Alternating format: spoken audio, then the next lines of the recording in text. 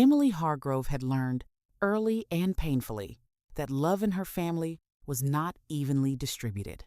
She was 17 when she first noticed it, not as a sharp, sudden revelation, but as a slow accumulation of small silences. The kind of silences that live between a parent's "in a minute" and a child's understanding that the minute will never come. By the time she was 24, those silences had built a wall around her heart so thick she barely felt the cold anymore. She had grown up in a modest house in Tulsa, Oklahoma, the kind of house with wind chimes on the porch and a cracked driveway that her father always promised to fix. Her parents, Gerald and Diane Hargrove, were not cruel people in the way that villains are cruel. They were careless. Careless the way a person is careless with an old coat. They no longer find beautiful, they don't throw it away, they just stop noticing it's there. Stephanie was the coat they still found beautiful. Stephanie, 4 years younger, with their mother's cheekbones and their father's effortless charm, had arrived in the family like a second sunrise. Emily remembered the day her sister was born, not with bitterness, but with a child's sincere wonder. She had pressed her nose against the hospital nursery glass and whispered, "I'm going to be the best big sister." And she had tried. God, she had tried. She worked through high school while Stephanie was driven to dance recitals. She took out student loans while Stephanie's college fund sat quietly growing in a savings account. She ate leftovers on a Tuesday while Stephanie's birthday dinners were catered affairs at Rosewood Steakhouse downtown. Emily told herself it was fine. People have favorites. The world is not always fair. She built herself quietly, a nursing degree, a small apartment in Kansas City, a circle of friends who saw her. She had learned to carry her own weight with a kind of graceful stoicism that people sometimes mistook for coldness. She was not cold. She was just careful with her warmth. Then, in February of last year, the pain started. It began as a dull ache in her lower abdomen, the kind you dismiss as stress, as a long shift, as too much coffee.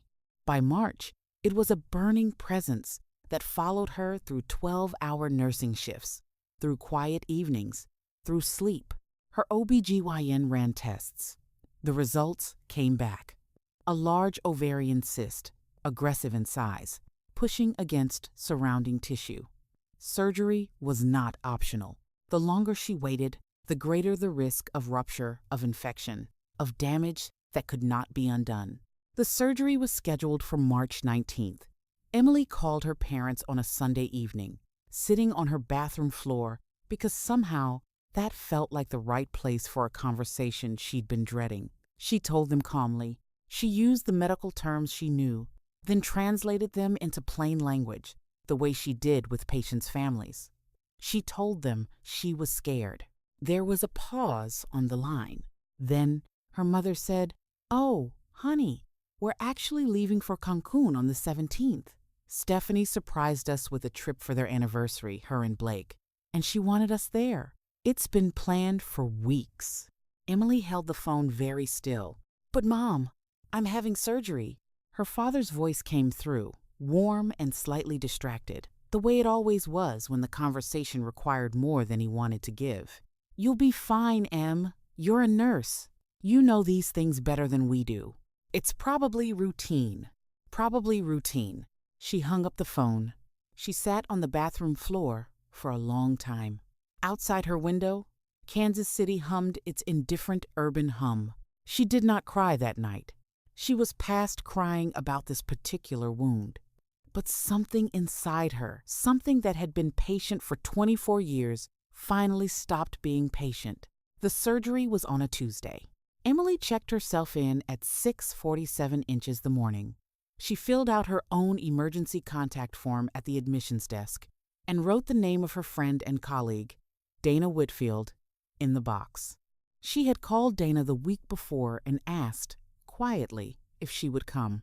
Dana had said yes without hesitation. "Of course, Em. Of course I'll be there." And that simple answer had nearly broken Emily in a way her parents' absence hadn't.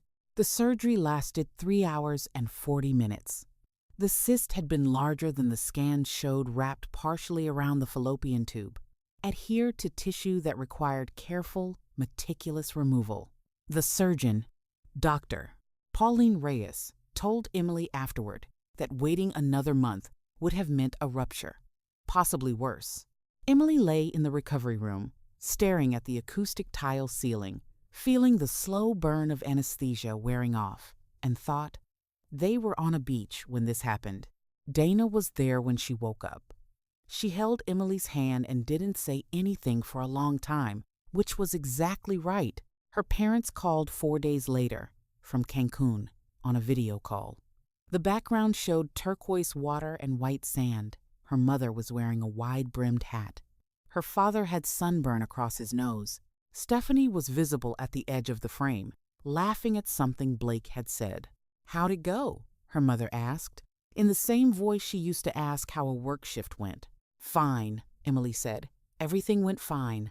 And she watched her mother's face relax into relief. Not the deep, gutted relief of a parent who had been terrified, but the casual relief of someone who had been mildly inconvenienced by worry.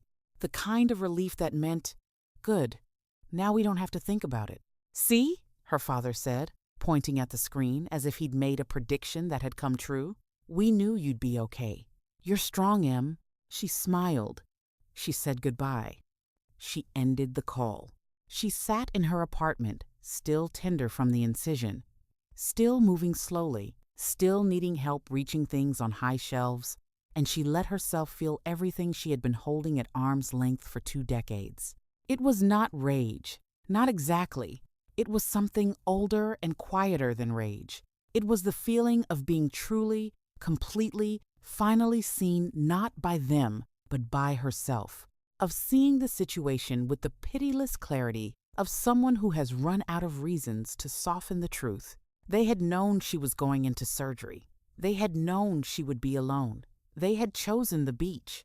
She thought about every recital of Stephanie's they had attended, every graduation gift, every surprise vacation, every family photo on the mantle where Emily was slightly off to the side, slightly out of frame, slightly less there than everyone else. She thought about the college fund she never had, the car she never got, the congratulations she gave that were never returned.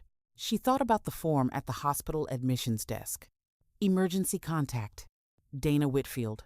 Not mom, not dad. And she thought, okay, just that word. Just that quiet, terrible word. Okay.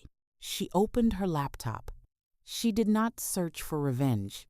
She searched for information. She searched for understanding. She started with the family finances, the way she always started, methodically, carefully. The way you approach a patient you're not yet sure how to help. What she found took her breath away. Recovery gave her time. She could not return to work for 6 weeks. She could not lift heavy things, run, push herself physically. What she could do was sit, read, think, and, slowly, begin to understand the architecture of a betrayal that went far deeper than she had imagined. The first piece fell into place when her Aunt Rochelle, her father's older sister, a woman with a sharp mind and a sharper conscience, called to check on Emily after hearing about the surgery through a mutual cousin. Rochelle had been furious. "Your parents didn't go? They weren't there?" Her voice had the particular indignation of someone who sees the wrong in something clearly because they are not too close to it. "It's fine," Emily started to say. "Stop saying that," Rochelle said flatly. "It is not fine, and there are some things I think you should know about, Emily. Things I should have told you years ago." What Rochelle revealed over the course of 2 long phone calls reshaped everything. Emily's maternal grandmother, Vera Coleman, had passed away 11 years ago when Emily was 13. Vera had been a practical, quiet woman who loved her grandchildren in the specific, unsentimental way of a Depression-era family, not with grand gestures, but with careful provisions. Before she died, she had established a modest trust for both of her daughter Diane's children, split equally, $50,000 each, to be released on their 25th birthdays. Emily turned 25 in 8 months. What Rochelle had discovered through a conversation with the family attorney before his own retirement last year was that Gerald, Emily's father, had quietly maneuvered the trust years ago, adding himself as a co-trustee with the power to redirect funds in the event of financial hardship. He had used this provision twice. Once to fund a kitchen renovation, once to pay off debt accrued during one of Stephanie's entrepreneurial ventures, a boutique that had failed within a year. Emily's inheritance. Used. Without her knowledge. She sat with this information for 2 full weeks before she let herself plan. That was the first thing she understood about herself during those 6 weeks of recovery. She was not impulsive. She had never been impulsive. She was precise. She was a woman who had been trained to assess, to measure, to act only when action would do the most good. She was not going to burn anything down out of anger. She was going to let them show the world exactly who they were. The moral conflict came at night. It came in the quiet hours when the apartment was dark and still, and she would lie awake asking herself the questions she could not avoid. Is this who you want to be? Is this the version of you that deserves a better life? She thought about her patients, people who had suffered losses she couldn't imagine, who chose every day to be kind anyway. She thought about Dana, who had held her hand in a recovery room without being asked. She did not want to become someone defined by what had been done to her, but she also understood with the calm clarity of someone who has spent years in healthcare, watching people ignore symptoms until the damage is irreversible, that some things, left unaddressed, only get worse. This was not revenge for revenge's sake. This was documentation. This was truth. She hired a private estate attorney named Marcus Webb, using savings she had quietly accumulated over 3 years. She told him everything. He confirmed what Rochelle had said, and then some. He told her she had legal standing. She told him she wasn't ready to move yet. "When will you be ready?" he asked. She thought about it. "When the time means something," she said. He looked at her for a moment, then nodded slowly, the way people nod when they recognize patience in another person and respect it. The invitation was sent in early September. It was elegant cream cardstock, embossed text, hand-addressed in Emily's careful nurse's handwriting. An invitation to a family dinner at Rosewood Steakhouse on October 4th, the same restaurant where Stephanie's birthdays had always been celebrated, where milestones were marked, where the family told itself the story of itself. To celebrate an important announcement, the invitation read, "Emily requests the pleasure of your company." Her mother called immediately. "What announcement?" "You'll see," Emily said warmly. "I just want the whole family together." She had spent the 6 weeks prior moving carefully, invisibly. Marcus had filed the necessary legal documents, a formal challenge to the trust management, including a detailed accounting of the redirected funds, with the family attorney's deposition attached. The documents were sealed until the date she specified, October 5th, the day after the dinner. She had sent copies of those documents to 2 people, her Aunt Rochelle and a trusted journalist named Carolyn Marsh, who covered financial crimes and family estate fraud for a regional investigative publication. Carolyn had written 3 pieces on similar cases. Emily had met her at a hospital fundraiser 2 years ago and filed the contact away the way she filed everything, patiently, in the back of her mind, waiting. She also had one more piece, a letter, Vera Coleman's letter, which Rochelle had kept for 11 years, a handwritten note from Emily's grandmother, tucked inside the original trust documents, addressed specifically to Emily. "For my Emily, when she is ready." It spoke about Vera's life, her values, and her explicit wish that the money be used for Emily's future, not anyone else's. It was not a legal document, but it was something more important than a legal document. It was proof of love, undeniable, personal, and impossible to dismiss. Emily carried it folded in her coat pocket every day for a month before the dinner. The night itself was composed. She arrived early. She wore a deep burgundy dress, nothing showy, just clean and precise. The kind of outfit that says, I know exactly who I am. Dana came as her guest, seated beside her at the round table. Her parents arrived in good spirits. Her mother complimented the restaurant choice with the mild irony of someone who doesn't realize the irony. Stephanie came with Blake, both of them glowing with the easy confidence of people who have never been asked to struggle. They ordered. They ate. The conversation was warm on the surface, the way all family conversations are warm when the surface is the only thing being maintained. Then Emily set an envelope on the table. I asked you here because I have two things to share, she said, her voice steady, unhurried. The first is that I've been in contact with a probate attorney. As of tomorrow morning, there will be a formal legal challenge filed against the management of Grandma Vera's trust. The table went very quiet. Dad, she said, looking at Gerald directly, I know what you did. She did not raise her voice. She did not cry.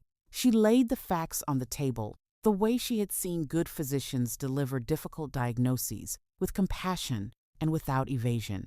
Her father's face moved through several expressions in quick succession: confusion, dismissal, and then when she slid across the documented accounting, something she had never seen on his face before: recognition.